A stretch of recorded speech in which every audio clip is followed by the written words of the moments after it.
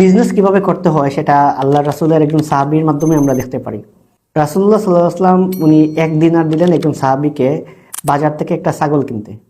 তো সেই সাহাবী বাজারে গেলেন, একটা ছাগল কিনলেন। কেনার পর যখন ফিরতেছেন তখন একজন লোক জিজ্ঞেস করলো, এই ছাগলটা কি বিক্রি করবা? তো উনি বলেন যে ঠিক আছে, কত দিবা? তখন উনি সেই ছাগলটা 2 দিনার দিয়ে বিক্রি করলেন। অর্থাৎ 1 দিনার দিয়ে ছাগলটা কিনছিলেন, 2 দিনার দিয়ে ছাগলটা বিক্রি করেন। বিক্রি করার পর আবার উনি বাজারে যান, যাওয়ার পর একটা ছাগল কিনেন 1 দিনার দিয়ে, চলে আসেন রাসূলুল্লাহ সাল্লাল্লাহু আলাইহি ওয়াসাল্লামের কাছে। রাসূলুল্লাহ সাল্লাল্লাহু আলাইহি ওয়াসাল্লাম তাকে পাঠাইছেন একটা ছাগল কিনতে, উনি ছাগলটা কিনে নিয়ে আসেন।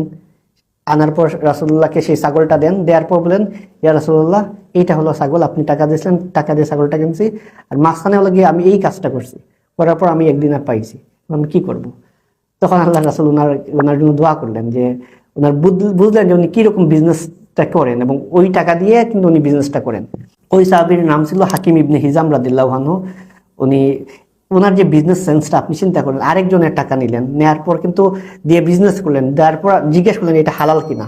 রাসূলুল্লাহ সাল্লাল্লাহু আলাইহি ওয়াসাল্লামকে জিজ্ঞেস করার মানে হলো গিয়ে উনি ফতোয়া জানতে চাইছেন যে এই কাজটা যে আমি করলাম এটা কি ঠিক ছিল কিনা। তখন রাসূলুল্লাহ সাল্লাল্লাহু আলাইহি ওয়াসাল্লাম বললেন যে না, কাজটা ঠিক ছিল, এবং ওনাকে অ্যাপ্রিশিয়েট করার পাশাপাশি ওনার জন্য দোয়া করলেন। এবং সাহাবীদের মধ্যে সবচেয়ে ধনী সাহাবী যারা ছিলেন তার মধ্যে একজন ছিলেন হাকিম ইবনে হিজাম রাদিয়াল্লাহু আনহু।